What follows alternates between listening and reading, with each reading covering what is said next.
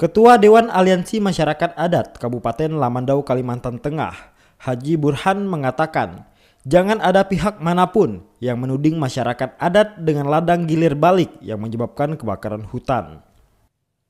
Sejak dulu, sebelum saya ambil di Lamandau, Pak. Sebelum Lamandau ini jadi kabupaten, sejak dulu tidak ada kita melihat bahwa itu ada kebakaran hutan. Kenapa? Karena masyarakat yang berladang berpindah-pindah, karena itu pola hidupnya. Mereka terbatas, Pak. Nggak ada zaman dulu tebang pakai kapak itu bisa mencapai 5 hektar. Tidak ada. Dan mereka aktif, Pak. Dia buat istilah bahasa di sini skat. Dia buat skat. Ketika dia membakar, maka tidak akan terjadi kebakaran hutan. Kenapa? Di samping-sampingnya masih utuh hutan-hutan produktif.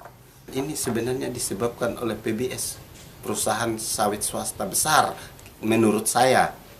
Kenapa? Karena dulu belum ada kebakaran hutan.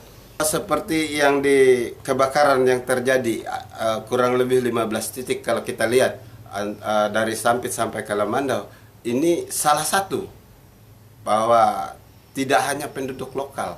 Nah, yang sering dijelekkan ke penduduk lokal, padahal juga teman-teman kita dari seberang juga ikut andil di dalam itu.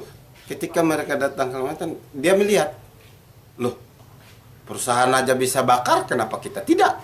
Kan gitu. Nah, faktanya kalau kita mau bertemu dengan orang asli, masyarakat Dayak yang masih melestarikan hutan itu bukan di pinggir jalan itu, tetapi mereka berada di daerah pedalaman di hulu-hulu sungai sana. Contoh saya kasih, masyarakat adat kalau hutannya terbakar, ya banyak kerugian-kerugian yang didapatkan di sana. Misalnya kerugian yang bisa kita lihat, kita buktikan ke lapangan, yaitu dengan namanya pohon madu, yaitu disebut dengan tanggiran dan sebagainya.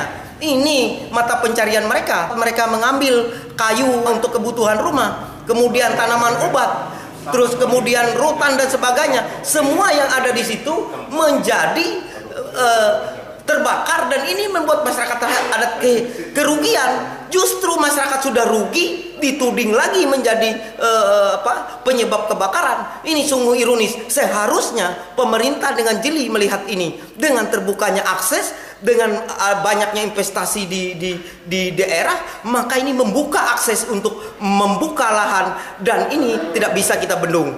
Tambah orang luar yang tidak memahami kearifan lokal dan budaya masyarakat adat dalam mengelola hutan, untuk mengelola lahan dan sebagainya, menimbulkan kerusakan dan bisa saja sampai kemungkinan menjadi kebakaran hutan.